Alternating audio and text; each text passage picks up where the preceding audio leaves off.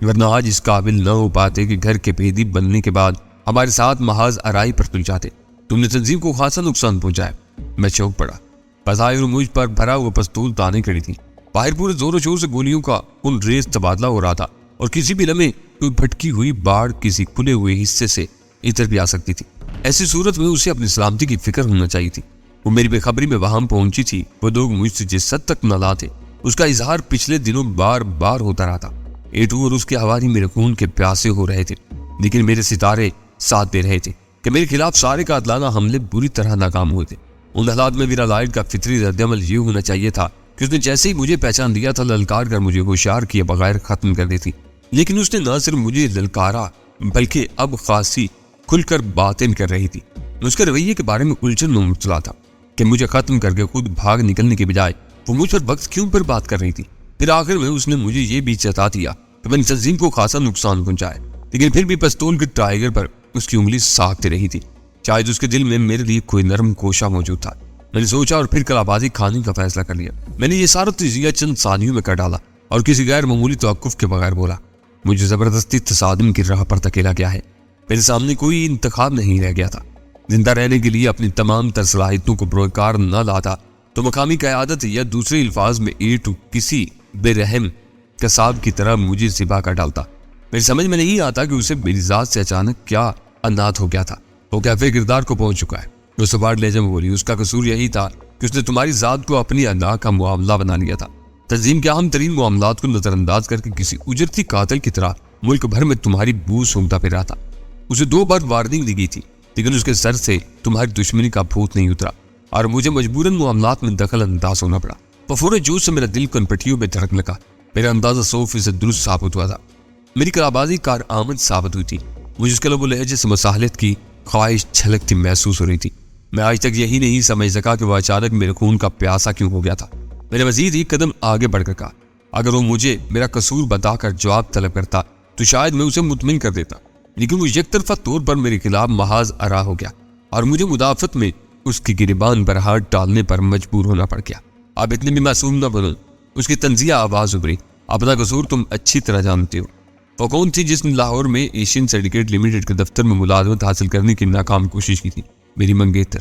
میرے بلا توقف جواب دیا، وہ ایک معزز گھرانے کی تعلیم یافتہ اور روشن خیال لڑکی ہے۔ میری ذات کے سحر میں گرفتار ہونے کے باوجود اس سے اپنے خاندان کی نیک نامی عزیز ہے۔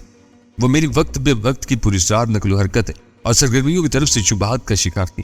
میں پلاسٹک فیکٹری کے مالک و مختار کی حیثیت سے ان سرگرمیوں کا کوئی جواز نہیں پیش کر سکتا تھا، لہٰذا میں نے اسے بتایا کہ میں ایشین سینڈیکیٹ کا سیلز افیسر ہوں اور دفتری کاموں کے لیے اکثر بے وقت بھی مصروف رہنا پڑتا ہے۔ مگر وہ مطمئن نہیں ہو سکی۔ کوئی معقول ملازمت ایسی نہیں ہو سکتی تھی کہ آدمی محبوبہ یا منگیتر سے ملاقات مختصر کر کے رات کے 12 بجے کہیں چلتے۔ اس نے ایشین سینڈیکیٹ کے بارے میں جاننے کی خواہش کا اظہار کیا تو میں نے بھرپور تعاون کی پیشکش کر دی۔ مجھے پورا یقین تھا کہ ایشین سینڈیکیٹ کا ظاہری کاروبار معقول اور قانونی ہوگا، لہٰذا جب اس نے اپنی مہم جو طبیعت کے پیش نظر کچھ دنوں کے لیے سینڈیکیٹ میں نوکری کے لیے ارادے کا اظہار کیا تو میں اسے اپنے ذات لاہور لے جانے پر آمادہ ہو گیا۔ لیکن سینڈیکیٹ کے دفتر میں انٹرویو سے واپسی پر کچھ نامعلوم لوگوں نے اسے اٹھا لے جانے کی ناکام کوشش کی۔ میں نے اسے اغوا ہونے سے تو بچا لیا، لیکن اب وہ بھڑک گئی ہے۔ اب میرے ساتھ شادی کی بات کرنا تو درکنار، میری صورت تک دیکھنے کی روادار نہیں ہے۔ میں نے وہ فل بدی کہانی کہیں رکے بغیر یا جھجکے بغیر اس قدر روانی کے ساتھ بیان کی کہ غالباً ویرا میرے جان سے بیا کی۔ کون ہے وہ لڑکی؟ اس کی آواز پرخیال تھی۔ ایک لڑکی، میں نے ہنستے ہوئے کہا، میں نہیں چاہوں گا کہ میرے ساتھ وہ بھی تمہارے سامنے ہاتھ اٹھائے پستول کی زد پر کھڑی ہو۔ تم سے گفتگو کے بعد میرا اندازہ ہے کہ ہم مصالحت کی طرف پیش قدمی کر سکتے ہیں۔ اس نے سنجیدگی کے ساتھ کہا، تمہیں میرے بارے میں اس طرح نہیں سوچنا چاہیے۔ مصالحت، اس بار میری ہنسی استضائیہ تھی۔ بڑا سنگین مذاق کرتی ہو تم بھی۔ باہر ہمارے آدمی ایک دوسرے کے لہو کے پیاسے ہو رہے، شاید اب تک 2-4 مر بھی چکے ہوں گے۔ تمہارے ایک محافظ کا چلنی بدن تو اسی چھت کے نیچے پڑا ہوا ہے اور تمہیں جو مصالحت کا بہلاوا دے رہی ہو۔ آخر تمہارا منصوبہ کیا ہے؟ کچھ بھی نہیں، وہ بے پرواہی سے بولی۔ انہیں یوں ہی کتوں کی طرح لڑتا چھوڑ کر ہم یہاں سے نکل چلیں گے۔ یہ تو سب شطرنج کے پیادے ہیں، پیدا ہی پٹنے کے لیے ہوئے۔ میرے نزدیک ان میں سے کسی کی کوئی اہمیت نہیں ہے۔ لیکن تم نے تو کہا تھا کہ آج کا اجلاس بہت اہم تھا۔ اس کے سر دور بہنامانہ رویے پر میں لمحے بھر کے لیے ہکلا کر رہ گیا۔ ظاہر ہے کہ آنے والے بھی اہم لوگ رہے ہوں گے۔ جو اہم ترین تھا وہ میرے ہاتھوں مارا گیا۔ وہ مذاقہ اڑانے کے انداز میں بولی، لڑنے والوں میں جو اہم کہلانے کے مستحق ہوں گے وہ ہر صورت میں لڑتے بھڑتے زندہ نکل جائیں گے۔ جو بے وقت مورے ہیں وہ بھوکے بھیڑیوں کی طرح ایک دوسرے کو نوچ کھائیں گے۔ تم لڑکی کا سراغ نہیں دیتے تو نہ دو، لیکن تم پورے بسوخ سے کہہ سکتی ہو کہ وہ تمہاری راہ پر لگی ہوئی کچھ سرکاری جاسوس نہیں ہے۔ اس کا گھرانہ مشہور اور بہت معزز ہے۔ میں نے سنجیدگی کے ساتھ جھوٹ بولا۔ وہ تو لڑکی ہی کچھ سنکی ہے، ورنہ اس کے لیے تو شہر میں تیرے امیدوار پیدا ہو سکتے ہیں۔ نہ جانے اسے مجھ میں کیا نظر آ گیا۔ کیا میں یہ سمجھوں کہ وہ تم پر مرمٹی ہے لیکن تمہیں اس سے کوئی خاص رغبت نہیں ہے؟ اس نے چپتے ہوئے لہجے میں سوال کیا۔ رغبت نہ ہوتی تو میں تمہارے پہلے ہی سوال پر اس کا پورا شجرہ اور ٹھکانہ بتا بیٹھا ہوتا۔ وہ روٹ ضرور گئی ہے لیکن مجھے پورا یقین ہے کہ میں اسے منا لوں گا۔ ایسے رغبت تو مجھے تم سے بھی ہے۔ ٹوکیو میں جو شب و روز میں نے تمہارے ساتھ گزارے وہ میرے دل میں ایک پھانس بن کر رہ گئے۔ کئی بار دل چاہا کہ ادھر دوڑ لگا دوں، شاید کہیں تم سے ملاقات ہو ہی جائے۔ Shut up! وہ سرد لہجے میں گرائی۔ جو کچھ ہوا اس میں تمہاری کسی کشش یا کوشش کا کوئی دخل نہیں تھا۔ میرے لیے مرد کی ذات ایک کھلونے سے زیادہ نہیں ہوتی۔ کھلونے سے کھیلتے رہو، دل بھر جائے تو اسے بھول جاؤ، موڈ ہو تو اسے توڑ مروڑ بھی سکتے ہو۔ A2 کو دل میں گولی اترنے کے باعث چیخنے کی مہلت بھی نہ مل سکی، ورنہ وہ بھی مجھ سے ضرور شکوہ کرتا۔ وہ بس میری آواز پہچانتا تھا اور کئی بار اندھیری خلوتوں میں میری صورت دیکھے بغیر اپنی شوگر کوئین کے تلوے چاٹتا رہا تھا۔ لہذا جو کچھ ہوا ہے اسے بھول جاؤ۔ ماضی کے کسی حوالے سے تم کچھ بھی حاصل نہیں کر سکو گے۔ اس معاملے میں میں اپنی مرضی اور پسند پر چلنے کی عادی ہوں۔ فائرنگ کا تسلسل دھیما پڑتا جا رہا تھا۔ شوگر کوئین کے کچھ جانثار یا تو مر چکے تھے یا فائرنگ کی آڑ میں فرار ہونے میں کامیاب ہو گئے تھے، کیونکہ میرے کان مسلسل باہر کی آوازوں پر جمے ہوئے تھے۔ باہر وقفے وقفے سے 4 اسٹن گنیں برابر چل رہی تھیں، جس کا مطلب تھا کہ میرے ساتھی اس وقت تک بخیر و عافیت تھے، اور اگر ان میں سے کوئی زخمی ہوا بھی تھا تو زخم اس قدر معمولی تھے کہ فائرنگ میں خارج نہیں ہو رہے تھے، جبکہ ریوالوروں، پستولوں اور رائفلوں کا شور بہت کم رہ گیا تھا۔ شاید ویرا لائٹ درست کہہ رہی تھی کہ جہاں ہم تھے وہ لڑتے بھڑتے زندہ سلامت نکل گئے تھے، اور جو پیادے تھے وہ موت کے انتظار میں اپنے مورچوں پر ڈٹے ہوئے تھے۔ لیکن اس کی دوسری بات اتنی درست نہیں تھی۔ اس نے بڑی آسانی کے ساتھ کھلونوں کا فلسفہ بیان کر دیا تھا، لیکن وہ بس بے جان کھلونوں تک ہی درست تھا۔ جب کھیل اور کھلاڑی دونوں جیتے جاگتے باشعور وجود کے مالک ہوں تو ان میں سے کسی ایک کی برتری منصب میں قابل ذکر تبدیلی نہیں لا سکتی۔ کھلاڑی حاکم ہو یا محکوم، کھلاڑی ہی رہتا ہے، بالکل اسی طرح جیسے خربوزہ خربوزہ ہوتا ہے اور چھری چھری۔ اسے کوئی فرق نہیں پڑتا کہ ان میں سے کون کس پر کرتا ہے۔ دھار تیز ہو تو نتیجہ ہمیشہ ایک ہی نکلتا ہے۔ لیکن اس مرحلے پر میں نے ویرا لائٹ کی خوش فہمی رفع کرنے کی کوئی کوشش نہیں کی، کیونکہ وہ مسلح تھی اور میری اسٹین گن ایک شکار کو نکلنے کے بعد میرے قدموں میں فرش پر پڑی ہوئی تھی۔ کچھ حاصل کر بھی لیا تو بے سود ہوگا۔ میں نے اس کی غراٹ کو نظر انداز کرتے ہوئے بے پروایانہ لہجے میں کہا، خلج کچھ اور بڑھ جائے گی، کیونکہ ایسے سب رشتے وقتی ہوتے ہیں، پسند، مرضی اور موڈ کے تابع ہوتے ہیں۔ کسی کا کسی پر کوئی حق نہیں بنتا۔ بس اسی لیے میں اس لڑکی کی طرف جھکتا چلا گیا، کیونکہ وہاں پسند کے ساتھ ایک امکان حق پیدا ہونے کا بھی تھا۔ وہ بس ہکا اڑانے والے لہجے میں بولی، حق تو جو ہے سو ہے اور اپنی جگہ اٹل ہے۔ ہاں، نور الحق، عین الحق اور عبد الحق ضرور پیدا کیے اور مارے جا سکتے۔ ارے، میں نے تحیر زدہ لہجے میں کہا، تم تو بہت ثقیل اردو بول لیتی ہو۔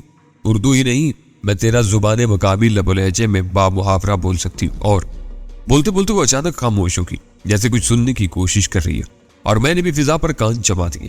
چند ہی ثانیوں بعد میں بھی وہ آواز سننے میں کامیاب ہو گیا جو ہوا کے دوش پر کسی سائرن کی آواز ڈوبتی ابھرتی لمحہ بلمحہ قریب تر آتی جا رہی تھی، اور میرے قیاس کے مطابق وہ کسی پولیس کار کے سائرن کی آواز تھی۔ وہ وہاں گہرا اندھیرا تھا، لیکن میں نے گردن ہلائے بغیر کن اکھیوں سے ویرا لائٹ کی طرف دیکھا تو وہ دم سادے فضا میں ڈوبنے اور ابھرنے والی آواز کا اندازہ لگانے کی کوشش کر رہی تھی۔ اس کے ہاتھ میں دبے ہوئے بے آواز پستول کی نال غیر ارادی طور پر فرش کی طرف جھک گئی تھی۔ میرے لیے صورتحال کو تبدیل کرنے کا وہ نادر موقع تھا۔ میں نے پنجوں پر اپنا وزن تول کر ویرا لائٹ پر چھلانگ لگا دی، لیکن اس نے کسی چھلاوے کی طرح اپنی جگہ چھوڑ دی۔ مجھے یوں محسوس ہوا جیسے اس کے وجود پر ہر طرف آنکھیں ہی آنکھیں ہوں۔ وہ اپنے سبک جسم کی لچک سے فائدہ اٹھا کر بہت صفائی کے ساتھ میری زد سے نکل گئی تھی، اور میں نشانہ خطا ہونے کی بنا پر اپنے زور میں لڑکھڑاتا ہوا دیوار کی طرف بڑھ گیا۔ میں سنبھل کر پلٹا تو وہ بجلی کی سی سرعت کے ساتھ گھومی تھی اور کسی ہلکے سے پرندے کی طرح فضا میں اڑتی ہوئی مجھ پر حملہ آور ہوئی تھی۔ مجھے مہلت ہی نہ مل سکی کہ میں اس کی زد سے بچنے کی کوشش کرتا، اور اس کی دونوں لاتیں پوری قوت کے ساتھ میرے سینے پر آ پڑی۔ میرے لیے قدموں پر کھڑے رہنا دشوار ہو گیا۔ میں سنبھل کر اٹھ ہی رہا تھا کہ میری گردن پر کراٹے کا ایک زوردار ہاتھ پڑا اور میں بس جلا کر رہ گیا۔ اسے دیکھ کر، اس کی آواز پہچان کر میرے ذہن میں اس کا وہی نرم و نازک اور سراپا راحت تصور بیدار ہو گیا تھا جس سے ٹوکیو میں میرا واسطہ پڑا تھا، اور اس کی جنگجوئی کے بارے میں سلطان شاہ کی فراہم کی ہوئی اطلاعات عارضی طور پر ذہن کے کسی خوابیدہ گوشے میں چھا ہوئی تھی جس کا خمیازہ مجھے بھگتنا پڑ رہا تھا۔ یہی کاری ہاتھ تمہاری کن پٹی پر بھی پڑ سکتا تھا۔ اس کی تیز تحکمانہ آواز گونجی۔ پولیس کسی بھی لمحے پہنچنے والی ہے اور میں تمہیں بے ہوش نہیں کرنا چاہتی۔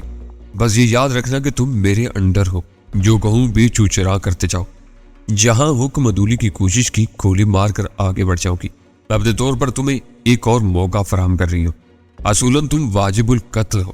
وہ مسلح اور پھرتیلی تھی، کراٹے میں مہارت رکھتی تھی، اس وقت مجھ پر حاوی بھی ہو چکی تھی۔ اس کے اعتماد اور مہارت کا یہ حال تھا کہ اچھل کود ہونے کے باوجود بے آواز پستول بدستور اس کے ہاتھ میں تھا، لیکن میں بھی مٹی کا بنا ہوا کوئی بودا پتلا نہیں تھا۔ مقابلے پر تل جاتا تو اس سے داندوں پسینہ آ سکتا تھا، لیکن میرے لیے وہ بڑا مصلحت امیز لمحہ تھا۔ اگر میں انا کے جوش میں تصادم پر تل جاتا تو نتیجہ جو کچھ بھی ہوتا، میرے اصل مقصد کو محض آرائی سے کوئی سہارا نہیں مل سکتا تھا، لیکن مکارانہ پسپائی اختیار کر کے میں کسی حد تک اس کا اعتماد جیت سکتا تھا۔ پولیس سائرن کی آواز اب بہت تیز ہو چکی تھی۔ شاید جیوا ہاؤس کی سوختہ اور ویران کھنڈرات کے قرب و جوار میں رہنے والوں میں سے کسی نے اندھا دھند وحشیانہ فائرنگ سے خوفزدہ ہو کر پولیس کو باخبر کر دیا تھا۔ سائرن کا شور واضح ہوتے ہی اسٹین گنوں سمیت فائرنگ کا تواتر یک لخت دم توڑ گیا تھا۔ بس اکا دکا فائر سنائی دے رہے تھے۔ شاید دونوں فریقوں نے موقع کی نزاکت کو بھانپتے ہوئے حساب کتاب اگلے کسی موقع کے لیے ملتوی کر کے نکل بھاگنے کا فیصلہ کر لیا تھا۔ تمہارا یہ روپ میرے لیے حیرتناک ہے ویرا، میں نے تھکے ہوئے شکست خوردہ لہجے میں کہا۔ ظاہر ہے کہ اس وقت میں زخمی حالت میں پولیس کے ہاتھ لگنا ہرگز پسند نہیں کروں گا۔ بظاہر تم جیت چکی ہو۔ گڈ۔ اس کی آواز جذبات سے یکسر آ رہی تھی۔ مجھے یقین تھا کہ تم عقل مند ہو۔ اب باہر نکلنے کی فکر کو، میں تمہارے پیچھے ہوں۔ اب اس سوارت کے کبھی حصے سے نکل کر تیسری گلی میں کھڑی ہوئی سیاہ مرسیڈیز تک پہنچنا ہے۔ یاد رکھنا کہ مجھے الجھا کر اپنے آدمیوں کی طرف جانے کی کسی بھی کوشش کی قیمت تم اپنی جان کی صورت میں ادا کرو گے۔ تمہاری بالادستی تسلیم کر لینے کے بعد یہ دھمکیاں کمینگی کے مترادف ہیں۔ میں نے جھلائے ہوئے تلخ لہجے میں کہا، اگر میں تمہاری توقعات پر پورا اترتا ہوں تو تمہیں بھی میری توقعات کے مطابق اعلیٰ ظرفی کا مظاہرہ کرنا چاہیے۔ چلو۔ اس نے بڑھ کر مجھے دھکیلتے ہوئے کہا، یہ جنگ ہے، شاید اسلحہ کے استعمال پر ہماری مفاہمت ہو چکی ہے، لیکن عذاب کی جنگ ابھی جاری ہے۔ اس میں سب کچھ ہو جاتا ہے۔ اگر محاذ پر لڑنے والوں کا ظرف اچانک کام کرنا شروع کر دے تو کوئی سپاہی اپنے جیسے کسی انسان پر گولی چلانا گوارا نہیں کرے گا۔ پھر تمہارے مذہب کے فلسفے میں شہید کوئی نہ ہوتا، سب غازی یا جنگی قیدی ہی نظر آتے۔ میں نکاسی کے قریب ترین راستے کی طرف بڑھ گیا۔ وہ اردو تو قابل رشک، روانی اور بہتری تلفظ کے ساتھ بول رہی تھی، لیکن غازی اور شہید کے مسئلے پر اس کے موازنے نے میری کھوپڑی کو چکرا کر رکھ دیا تھا۔ بظاہر مغرب نژاد نظر آنے والی ویرا لائٹ صرف مقامی زبان پر عبور رکھتی تھی، بلکہ اسے مذہبی معلومات پر بھی خاصا عبور حاصل تھا جو اس خطے کی انفرادی اور اجتماعی زندگی پر اثر انداز تھی۔ انفرادی وراثت سے اجتماعی سیاست تک ہر فرد اور گروہ مذہب کے استحصال پر تلا ہوا تھا۔ ہم یکے بعد دیگرے تاریخ کھنڈرات سے باہر نکلے تو فائرنگ بالکل موقوف ہو چکی تھی۔ فضا پر ایسا لامتناہی سناٹا چھایا ہوا تھا جیسے برسوں سے وہاں کسی زیرو کا وجود ہی نہ رہا ہو۔ سائرن کی آواز جیوا ہاؤس کے بالکل نواح میں کسی عصیبی چیخ کی طرح گونجتی ہوئی سنائی دے رہی تھی۔ فضا میں بارود کا اس قدر کثیر دھواں ٹھہرا ہوا تھا کہ باہر آتے ہی میری دونوں آنکھیں چلنے لگی اور میں بار بار اپنی آنکھوں سے بہتے ہوئے پانی کو صاف کرتے ہوئے یہ سوچ رہا تھا کہ پروگرام کے مطابق میری واپسی نہ ہونے پر کرنل زوار زیدی، جہانگیر اور سلطان شاہ کی کیا حالت ہوگی۔ باہر میدان صاف تھا۔ میں دوڑتا ہوا جیوا ہاؤس کے احاطے کی ٹوٹی ہوئی عقبی دیوار عبور کر کے باہر گلی میں نکلا تو ویرا بدستور سائے کی طرح میرے پیچھے لگی ہوئی تھی۔ راستے میں ایک جگہ وہ کسی لاش میں الجھ کر بری طرح گرتے گرتے بچی تھی، لیکن وہ غیر ارادی آواز سن کر میرے پلٹنے سے پہلے ہی اس نے دوبارہ اپنے قدموں پر کھڑے ہو کر میری امیدوں پر اوس ڈال دی تھی۔ تیسری گلی میں گھستے ہی سیاہ مرسیڈیز دور سے نظر آ گئی۔ دروازے مقفل نہیں ہے۔ میرا کی اڑاتی ہوئی آواز سن رہی، تم پسنجر سیٹ پر بیٹھو گے۔ میں نے بلا مزاحمت اس کی ہدایت پر عمل کیا اور جب اس نے ڈرائیونگ سیٹ سنبھالی تو دور لگے ہوئے اسٹریٹ لیمپ کی روشنی کے انعکاس میں نے دیکھا کہ وہ راستے ہی میں کہیں اپنے چہرے پر سے سیاہ نقاب اتار چکی تھی اور اس کا محسور کن چہرہ اسی انداز میں دمک رہا تھا جو میں نے پہلی بار دیکھا تھا۔ اپنا بے آواز پستول وہ اپنے لباس میں کہیں چھپا چکی تھی۔ ساحل سمندر سے ذرا دور واقع شہر کی ایک معروف اور خوشحال آبادی میں اس سفر کا اختتام ہوا۔ وہ وسیع اور عریض مکان دوسرے مکانات سے الگ تھا۔ غربت جوار میں پھیلے ہوئے تعمیراتی ساز و سامان اور زیر تکمیل ڈھانچوں سے ظاہر ہو رہا تھا کہ وہاں پائی جانے والی ویرانی کچھ ہی عرصے میں رنگ و نور کے سیلاب میں گم ہو کر رہ جائے گی۔ پھاٹک پر مرسیڈیز کے ہیڈ لیمپ کی روشنی پڑتے ہی آئینی پھاٹک کھلا اور ایک دراز قامت سیاہ فام گن مین نے ویرا کو کار اندر لے جانے کا اشارہ کیا تھا۔ گن مین کے شانے سے رائفل اور کارتوسوں کی پیٹی جھول رہی تھی۔ اپنے خط و خال کی بنا پر وہ بھی غیر ملکی نظر آ رہا تھا، لیکن میں ویرا لائٹ کی زبان سے اردو سننے کے بعد اندازے قائم کرنے میں ذرا محتاط ہی رہنا چاہ رہا تھا۔ طویل پختہ روش عبور کر کے ویرا نے کار روک دی اور نیچے اتر کر پھاٹک کی طرف دیکھنے لگی۔ گن مین اندر سے پھاٹک بند کرنے کے بعد فوجی انداز میں تیز تیز قدموں سے چلتا ہوا اسی طرف آ رہا تھا۔ یہ کون ہے تمہارے ساتھ؟ گن مین نے قریب آتے اکھڑی انگریزی میں روانی کے ساتھ سوال کیا تھا۔ اس کی تیز اکابی نظریں میرے سراپا کا جائزہ لے رہی تھی اور اس کے لب و لہجے سے ظاہر ہو رہا تھا کہ بظاہر گن مین کے معمولی منصب فائز ہونے کے باوجود اسے کہیں نہ کہیں ویرا پر کوئی برتری ضرور حاصل تھی۔ کیا یہی پوچھنے کے لیے یہاں تک دوڑایا ہے؟ ویرا نے پھاڑ کھانے والے لہجے میں سوال کیا۔ میں مجبور ہوں بیبی، اسے چانے اچکا کر بے بسی کے ساتھ کہا۔ مجھے سمارت میں داخل ہونے والے کتے کے پلوں کا بھی شجرہ معلوم ہونا چاہیے۔ یہ تو پھر سالم آدمی ہے۔ جس وقت میں نے اس بارے میں لا علمی کا اظہار کیا، باس مجھے گولی سے اڑا دکھا۔ باس کہاں ہے؟ ویرا نے اس کی بات کو نظر انداز کرتے ہوئے سوال کیا۔ یہ معلوم کرنا میرے فرائض میں شامل نہیں ہے بیبی، وہ قدرے خوش آمدانہ لہجے میں بولا، پھر مانی خیز انداز اختیار کرتے ہوئے بولا۔ ویسے وہ کچھ دیر پہلے چھت پر کبوتروں کے ساتھ مشغول تھے۔ روسا کی اس آبادی میں کسی کبوتر باز کی موجودگی کا ذکر میرے لیے تحیر خیز تھا۔ جاؤ دفع ہو جاؤ، میں خود تلاش کر لوں گی، وہ ہاتھ فضا میں لہرا کر چلائے ہوئے لہجے میں بولی۔ پھر مجھے ساتھ آنے کا اشارہ کرتے ہوئے جیسے برآمدے کی طرف جانے کے لیے پلٹی۔ کیا فام اپنے دونوں ہاتھ فضا میں پھیلا کر اس کی راہ میں حائل ہو گیا۔ میرا سوال بیبی، وہ خوش آمدانہ انداز میں گھگایا تھا، تمہارے لیے بس اتنا ہی جاننا کافی ہے کہ میرا دوست ہے اور میرے ساتھ آیا ہے، باقی جواب دہی میں خود کر لوں گی۔ وہ آگے نکال کر غراتے ہوئے بولی۔ اس نے بے دلی سے ہاتھ گرا دی اور سر جھٹک کر خود کلامی کے انداز میں بڑبڑانے لگا۔ تم نہیں جانتی، وہ تم سے ایک لفظ بھی نہیں پوچھیں گے، ساری باز پرس مجھ سے ہوگی اور میری لا علمی پر کھال گراتی جائے گی۔ میرا اس کی بات سنے بغیر ہی آگے بڑھ گئی تھی، لیکن میں اس سنسنی کی تماشے کی اختتامی ڈائیلاگ سننے کے لیے وہیں رک گیا تھا۔ میری موجودگی کا احساس ہوتے ہی گن مین نے سر اٹھا کر میری طرف دیکھا تھا، پھر تحقیر امیز لہجے میں ٹپٹ کر بولا، جاؤ، چاہتے کیوں نہیں؟ یہاں کھڑے میرا منہ کیوں دیکھ رہے ہو؟ اس کی آواز سن کر ویرا بھی رک کر پلٹی تھی۔ پھر اس کی آواز سنائی تھی، کیوں الجھ رہے ہو اس پاگل سے؟ ساری جھنجھلاٹ تم پر ہی اتار ڈالے گا۔ میں اس کی بات مکمل ہونے سے پہلے ہی برآمدے کی طرف بڑھ چکا تھا۔ یہ باز کون ہے اور تم مجھے کہاں لے آئی ہو؟ میں نے الجھن امیز لہجے میں سوال کیا۔ بس دیکھتے جاؤ، زیادہ تجسس سے کام لیا تو تھوڑی دیر میں کھوپڑی پگھلنے لگے گی۔ اس نے پہلی بار ہنستے ہوئے کہا تھا۔ مجھے خوشی ہوئی کہ تم ہنسنا نہیں بھولی ہو، میں نے ایک گہرا سانس لے کر کہا۔ وہ عمارتی قالین سے آراستہ پرپیچ راہداریوں سے ہوتی ایک کمرے میں داخل ہوگی۔ اس کمرے میں موجود آسائشوں کا جائزہ لے کر میں الجھن میں پڑ گیا۔ تمہارا رویہ میری فہم سے بالا تر ثابت ہو رہا ہے۔ تو مجھے کس لیے اپنا قیدی بنانے کا فیصلہ کیا؟ زیادہ آسان تو یہی تک مجھے گولی مار کر وہیں چھوڑا تھی۔ مصلحت کے تحت مساحلیت، اور میرے چہرے پر نظر جما کے گہری سنجیدگی کے ساتھ بولی۔ واضح رہے کہ یہ بڑوں کا نہیں، میرا اپنا فیصلہ ہے، اس کی تمام تر جواب دہی میرے شانوں پر آئے گی۔ مساحلیت کا سارا انحصار اس بات پر ہے کہ تم تنظیم کے ساتھ اپنی وفاداری کا یقین دلا سکو، کیونکہ اس بارے میں بھی میرا ذہن صاف نہیں ہوا ہے۔ اگر تم میری طرف سے شبہات کا شکار ہو تو بھلا میں کیا کر سکوں گا؟ میں نے سگریٹ سلگاتے ہوئے بے پرواہی سے کہا۔ ایک سگریٹ مجھے بھی دے دو، اس نے کہا، اور میں نے چلی ہوئی سگریٹ اس کی طرف اچھال دی۔ سب سے بڑا سوال یہ ہے کہ تمہاری چپکلش A2 کے ساتھ تھی، لیکن تم نے تنظیم کی جڑوں پر وار کرنا شروع کر دی۔ اس نے سگریٹ کا ایک گہرا کش لیتے ہوئے کہنا شروع کیا۔